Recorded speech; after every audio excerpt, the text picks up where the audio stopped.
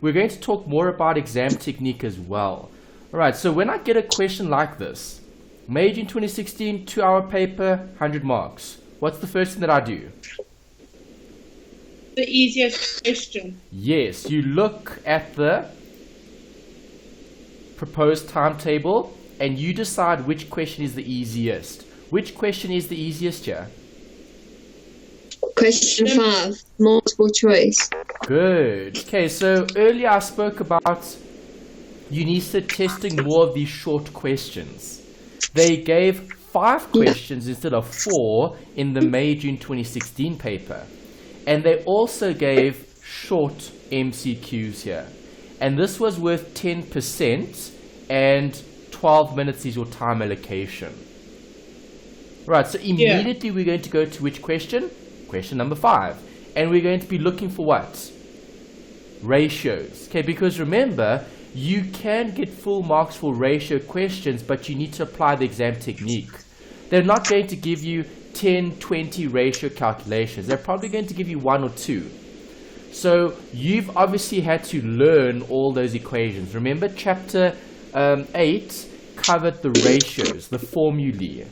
Okay, so when going to the exam, you need to remember those equations, because as soon as you get your paper, scope the proposed timetable and look for MCQ or look for short questions. Immediately go to question number 5. Okay, so here's it. And now I'm going to be looking at possible ratios, because remember, you've studied it. You don't want to wait till the end of the paper to do question 5, because then you might have forgotten the equations. Does that make sense? Yes. Okay, so always try to find a ratio. Do you see a ratio here? No, this is theory. Do I see a ratio here? No, this is change in ownership. Do I see a ratio here? What does this say? Dividends? No. Do I see a ratio here? No, that's theory, and that is theory as well. Okay, so 3 theory questions and 2 calculations. Yeah. No ratios in this question. Okay, so no current ratio, asset test ratio, no profitability in terms of profit margin or debt to equity, or any of those formulas. Right, so all I'm going to There's only a profit sharing ratio. Profit sharing, yeah, but profit sharing isn't a formula, it's a calculation. Okay, that was study unit 3. Change in ownership. Do you remember that? Yeah. Okay, we had to use fractions, right? Yeah. Okay, so I'm looking for formulas in terms of those ratios that we had in study unit 8. Okay, that was what I was looking at, because I wanted to draw up the formula, okay, the equation. Make sense? Yeah. Okay. Alright, Yes. so I'm going to start by giving you guys the theory questions to look at. Okay, so please answer question 1, question 4, and question 5. There are 3 questions here that relate to theory. See if you would be able to choose the correct answers. Okay, quickly do that, and then we'll come back and we'll discuss and check it.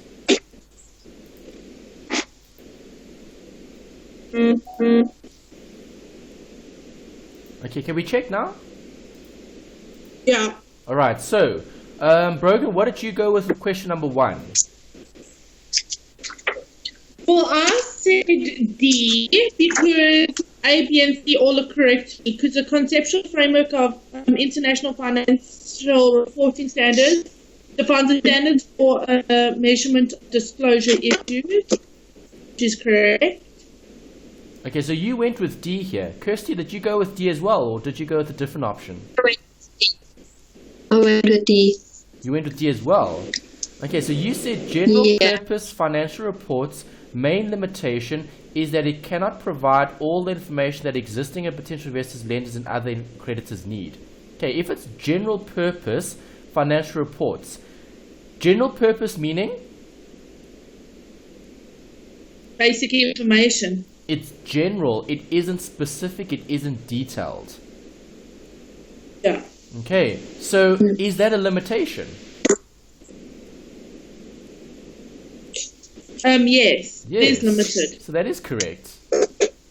Okay, sorry. Okay, so try again. Which other option are we going to be looking at? That's incorrect.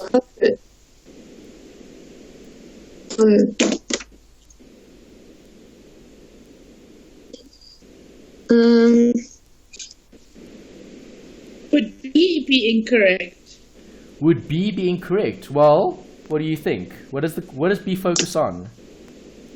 Okay. According to the International Accounting Standards Board, the purpose and status of the conceptual framework is to inter alia provide those who are interested in work of the IASB with information about the approach to the formulation of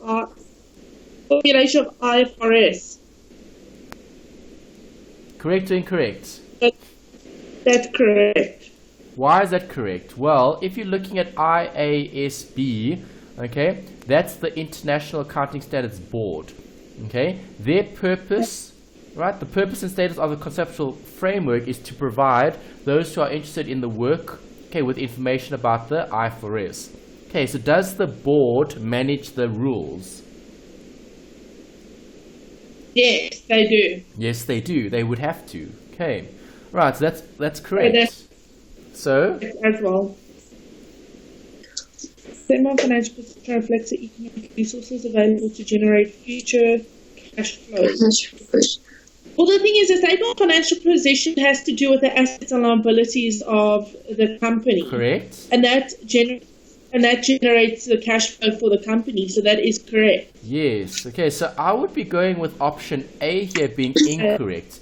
Right. And the reason for that is, if you've got your textbook, if you look at page 7, there's an introduction there. They talk about the conceptual framework. Okay. Question 1 talks about which option is incorrect. And then they give you an option A, which is the conceptual framework is an IFRS. Is the conceptual framework an accounting rule? No, the framework No. is what you're using to help create the IFRS. Okay, have a look at page 7. The first paragraph, about halfway down, it states the conceptual framework is not an IFRS. Okay, because it's a framework. It's something that you're using to generate the rules. Okay, it's like those principles that we're going to be creating the rules. Okay, the IFRS is very specific accounting rules that we need to apply. Okay, so is the conceptual framework IFRS? No, it isn't. It's what we're using to create the rules. Okay, page 7 as well. Let me add that to the answers. Page 7 textbook. Okay, as a reference. Alright, so that's the answer for the first one. Okay, so don't overlook theory. That's the point I'm trying to make with question number 5, because it's easy, but you need to have gone through the material at least once, just so that you're comfortable with that. Okay, this wasn't too bad if you eliminated all the others. Okay, so B was true, C was true, D was true. Then you would have landed up with A. Yeah. Okay. Alright, let's continue. Let's look at number 4 and 5, the other multiple choice theory that you had to look at. Okay, so I asked you to look at 4, and I asked you to choose the right answer. Okay, here we are choosing the correct option. Okay, so Kirsty, what did you go with here? I went with A. Okay, what did you go with, Brogan?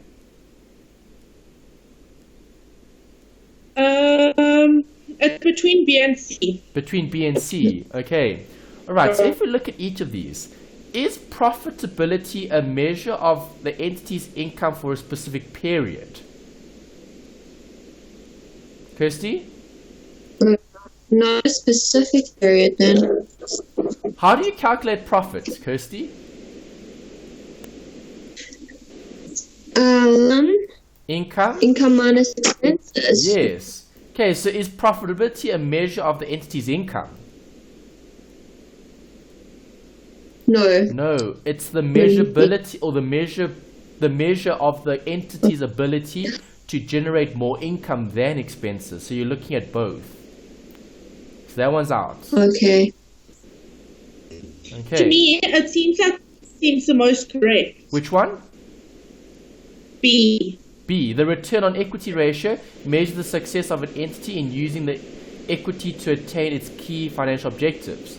That is, to remain viable in the long run and to increase the wealth of its owners. True or false? I think that's true. It's definitely true. Okay, what's the goal of the business? It's to generate wealth for the owners. Okay, if I look at C, what does C say? Well, financial leverage measures the extent to which an entity is using assets successfully. Is that true? No. No, leverage refers to what? Debt.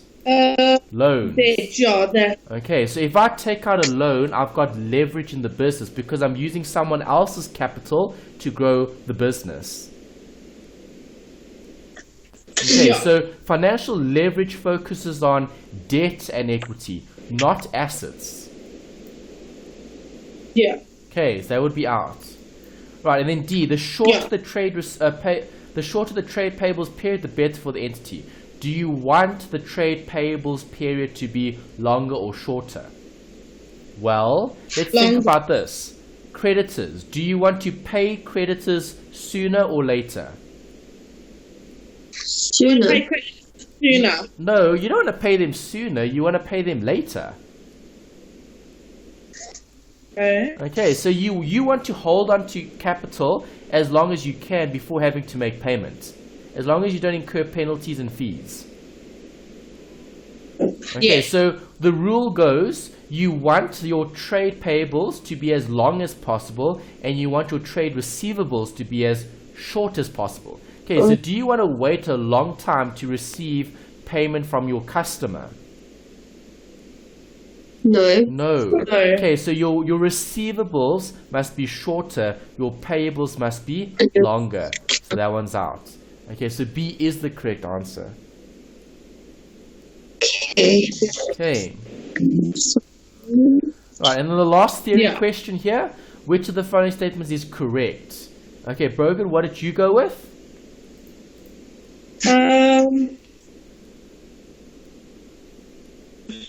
For inventory, I would say it's C. Okay, and Kirsty? I also put C. Also went with C. Okay, so what's the focus here, number 5? What section? Inventory. Inventory. No. Branch accounting. Well. Okay, study unit 9. So let's revise. If you've got inventory and you've got inventory sitting at the head office, what do we call that account? Trade receivables. No, inventory at the head office is called what? Inventory to branch. Because who gives the inventory to the branch? The head office. Exactly. What do we call inventory at the branch? Isn't that just your branch inventory account? Correct. Branch inventory. Okay, so the one account is at the branch, the one account is at the head office. Okay, so number 1, where inventory to branch is invoiced at cost. Okay, so inventory to branch is referring to the head office sending stock to the branch. The settlement discount granted to branch debtors must be recorded on the debit side of the branch inventory account. Okay, do you record a discount to the branch debtors against the branch inventory account? No. No. A discount goes against the branch debtors, not the branch inventory. Okay, that's out. Okay, what do I record in branch inventory? I record the sales. Okay, so when I sell inventory, what happens to my branch inventory account? Does it go up or down? Up. If I sell stock. Oh, down. Okay, if I sell stock, inventory decreases, right? Yes, it goes Yes. down. Okay, so you'll see branch debtors here. Yeah. Okay, branch debtors. Okay, so A is out. B, where inventory to branch is invoiced at cost, the gross profit of the branch must be recorded on the debit side of the branch adjustment. Okay, here we're looking at what? The gross profit. Okay, if I'm looking at the gross profit, does the gross profit get recorded in the branch adjustment or in the branch inventory? Branch inventory. Yes, branch inventory. Okay, the balancing figure is the GP, the gross profit. Okay, so that's also out. Right, number C, where inventory to branch, which is head office, is invoiced at cost. The markdown of inventory below the cost must be recorded on the credit side of the branch inventory account. Okay, do you record a credit on the branch inventory account for a markdown of the cost? Well, what are you measuring this at? Cost price or selling? Cost price. Cost price. So would you mark down cost price? No. No, that's very No. silly. Okay, why would you mark down cost price? Cost price is cost price. That's your cost. You don't mark down your cost. Yeah, the cost. What do you mark down? Selling price. Selling price. So that's also wrong. Okay, you mark down selling, not cost. Okay, then D says, where inventory to the branch is invoiced at selling, petty cash stolen at the branch must be recorded on the credit side of the branch inventory account. Okay, would you record petty cash that was stolen from the branch as part of the branch inventory account? Yes. Yes, Yeah. because you'll have an adjustment. Okay, because petty cash would have been stolen from the branch, so you would have debit or credited the petty cash. Debited. You would have credited the petty cash, Credited. and then you would have Sorry. debited the Yeah. branch expenses. Okay, because the branch Yeah. has an expense because they would have lost out on petty cash. It was theft. Do you agree? Yes. Okay, so if I'm looking at petty cash as theft, am I going to affect the branch accounting in terms of the inventory account line item? Well, yes, because your gross profit is going to go up or down.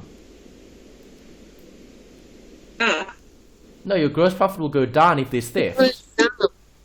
Oh, sorry. The safety, it's going to go down because it's decreasing. Yes, so you'd have an adjustment here,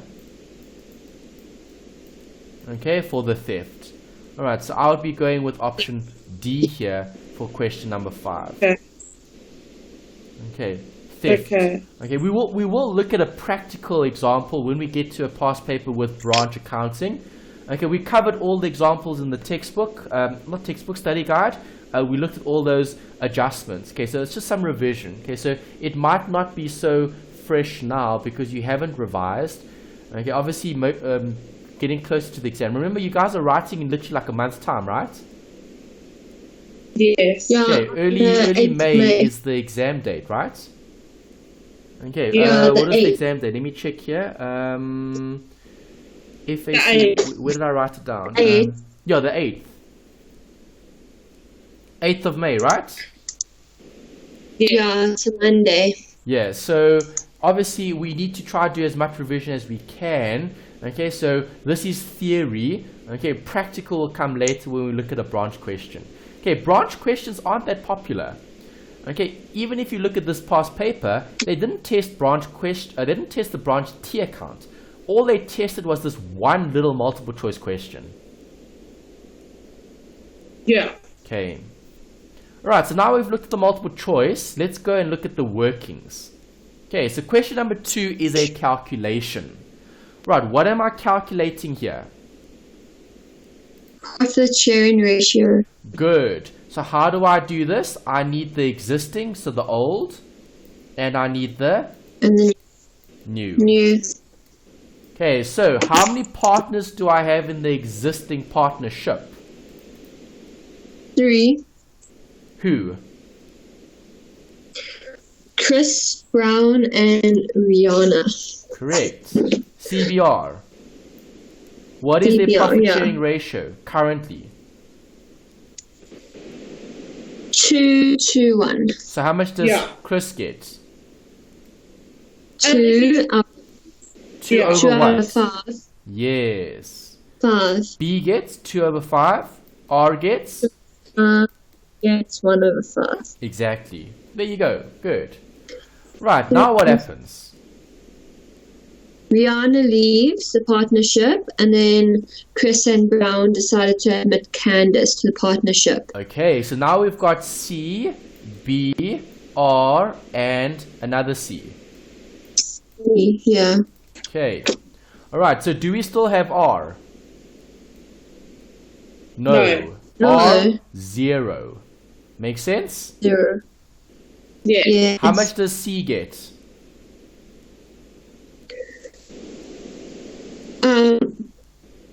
How much does Candace get? Half of Rihanna's profit share. Exactly. So what's half of 2/5?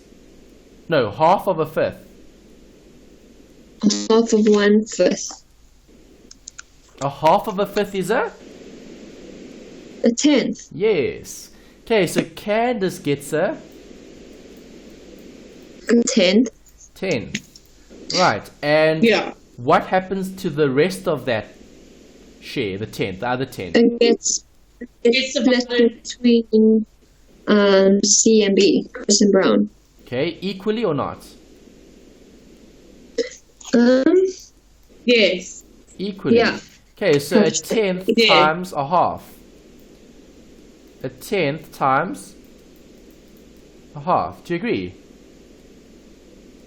Yes. Okay, so R is going to subtract a 10th, subtract a 10th. Okay, this 1/10 goes to Candace. The other 10th is split between the partners, 50-50. Yes. Okay, so what is 2 over 5 plus 1 over 10 times 1 over 2? What does that give me as C's share? Quickly work it out, fractions.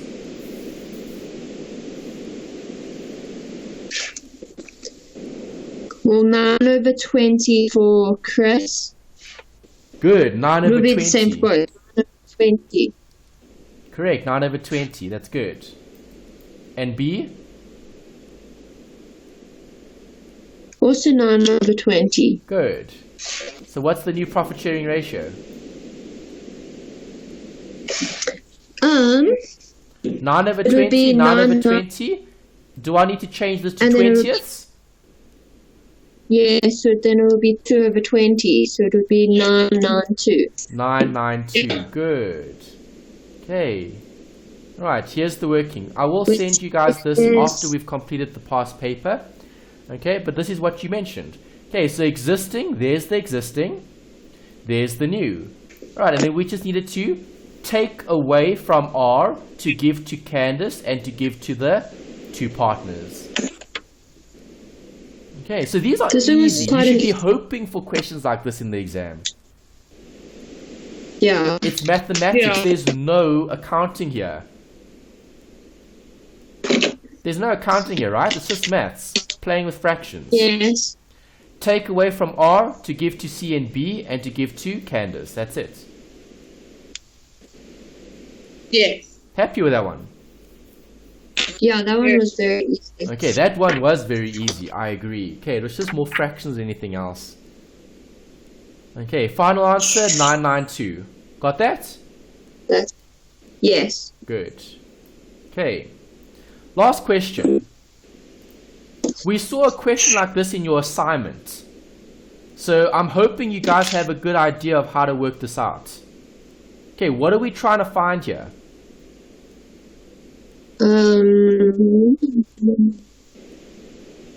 Non-total dividends that are payable. Correct, you're working out the dividends. Right, so do I have pref shares and ordinary shares here? Yes. Yes, I do. Okay, so O ordinary and then preference. Okay, with ordinary shares, does time affect the dividend? Yes. No, time doesn't affect the dividend for ordinary share dividends. Right, as long as you're the holder of shares and they declare a dividend, will you get it? Yes. Okay, so here's the question, okay?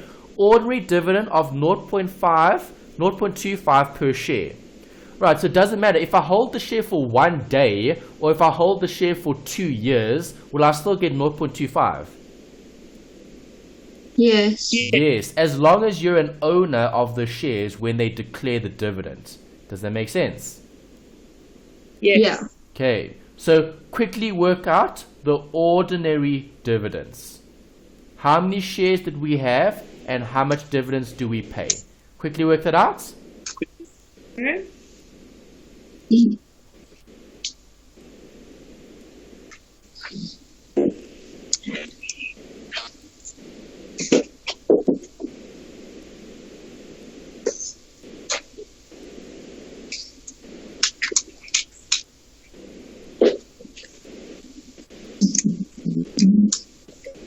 How much you guys get?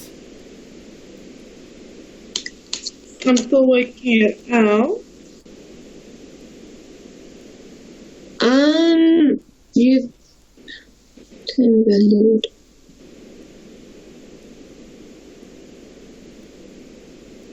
How many shares have we issued? We've 180,000 ordinary shares. Did that change? No. It remained unchanged since inception. Do you agree? Yes. Okay, so how much is the dividend then? Total rand amount for the dividend is what? 1.5. No. 0.25 Times? times 180,000. Which is? Which is 45,000. Exactly, yes. 45. There we go. Now we've got the dividend for the ordinary share dividends. Okay, they said total dividend, so do I need the dividend for the pref shares? Yes, you do. Okay, so how much is the dividend for the pref shares? It's 10% of the rand value. How much pref shares have I issued? 100,000. 100,000 pref shares worth how much? Yeah. 200,000. 200,000. Did this change during the year? No. No. Would time affect pref shares? Yes. Okay, because preference shares will be 10% on the length of time that you've held it for. Okay, so 200,000 times what? 10%. Did you hold those shares for the full year? Yes. Yes. So what's the dividend? It is 47,000. Sorry. 20,000. Yes. 20,000 Okay, euros. so what's the total dividend? 65,000. Exactly. Yeah. Okay. So There's that's the little working there. Okay. Right. Ordinary 45, actually preference simple 20, what to do. total 65. Yeah. What is that question or answer or comment? I said once I knew what to do, it was easy to get the answer. Good, yeah. It always is. Yeah. Right. It takes practice to understand what to do. Okay, so if I'm revising, okay, when I see a question like this and it's dealing with equity, okay, preference or ordinary, I need to remember that ordinary shares don't get affected by time. Okay, as long as you're an owner of the share, you get the dividend before it's declared. Okay, so you must be an owner when the dividend is declared. Make sense? Yes. Yeah. Okay, and then with the preference share, time does affect the pref shares. Right, because the longer you hold the shares for, the more dividends you're going to get. Okay, because it's based on a percentage of. It's 10% of the total. Yeah. Okay, the example question in your assignment was actually more difficult than this one. Okay, this was actually a lot easier because they didn't prorata anything. Because did the shares change during the year? No, it remained unchanged since incorporation. Happy? Yeah. Yeah. Happy. Awesome. Okay, and that's the first 10% of this particular exam. All It right. wasn't that bad. It wasn't bad at all, yes. Okay, Yeah. all right, so that's where we're going to stop for today. Okay, looking at this particular exam. Right, next time we're going to be looking at the rest. Okay, so what's the next question we're going to be looking at? It will be question 2. I would say, yeah, either 2 or 4. Yes, okay, 2 or 4. Right, so we're going to do both next week. Right, so as preparation, as practice, okay, if you can, if you've got some time, try practice and see how much of this question would you be able to do, okay, with the knowledge and information you have already. Okay, you've got a few days to do this, so maybe what I would suggest you do is maybe revise the liquidation. Okay, what liquidation question did they give you here? Well, if you look at the question, they must tell you. Right, they give you what here? Loss absorption capacity method, which is piecemeal. Yeah. Okay, so how do I do a piecemeal calculation? I draw up lots and lots of columns. Yeah. Okay, so I would revise and then do the question. Okay, so maybe do some revision today or tomorrow, and then maybe on Friday go through the actual question like a practice question. Okay, or maybe even do the question with your note. That's also fine. Okay, because you're learning, you're revising, you're practicing. Okay, so right now it's all about practicing and getting more familiar with these different workings. Okay, so when we discuss this question, I'm going to take you through the working. We'll discuss how to get the actual answer. It's piecemeal, so you need columns and you need line items. Okay. Right, that's question 2, piecemeal. And then the other question, which was cash flow. Right, what cash flow question did they give us here? We need to check. Okay, it's 20 marks, 24 minutes. Okay, question 4, let's go to the question. Let's see what the cash flow is dealing with. Is this indirect or direct? It's direct. Brilliant. Okay, so easy. Okay, what section do they want?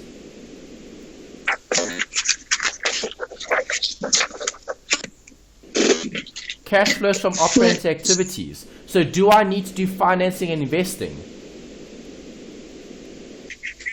No. No. Right, don't waste your time doing sections that they're not going to give you marks for. Okay, because remember, this was a short question. It was 20 marks, 24 minutes. If you spend time doing investing and financing, you don't finish the exam, and that's a problem. Okay, because I want to show you guys this. Okay, in this particular exam, okay, you were given 5 questions. Right, how much time do I spend for question 5? 12 minutes. Okay, so if I spend an extra 3 minutes, plus 3 minutes for that question, plus 3 minutes for that question, plus 3 minutes for that question, plus 3 minutes for that question. What is 3 times 4? Sorry? 3 times 4 is 12. Do you get to do question 5? No. No. Okay, so if you spend an extra 3 minutes on the first 4 questions, you literally throw away 10% because you can't even do question 5 because you don't have time. Yeah. Okay, and that's problematic. Okay, so in the exam, you can't spend more time on each of these questions. You need to be very strict on yourselves in the exam when sticking to the time allocation, because you can easily go over time and then you throw away easy marks. Question 5 was easy. We just saw how easy it was. Okay, so don't throw away easy marks. Make sure you stick to the time allocation. Okay. Yes. Alright, so do some revision over the next few days and then spend 21 and 24 minutes trying to do those 2 questions. Yes. Alright, we'll check that on Monday. Okay, we'll start with the liquidation question, and then afterwards we'll do the cash flow question. Okay, so try to do some revision. It helps in the long run. Okay, it's still early April. Okay, we've still got time, so it's not too late to revise. It's not too late to practice. With more time and with more practice and with more revision, it's going to make a big difference when you get to your exam. Okay, remember, accounting isn't a cram subject, so you don't cram 2 weeks before. Okay, it's a practice subject, so we just keep doing questions as practice and preparation. Happy? Yes. Yeah.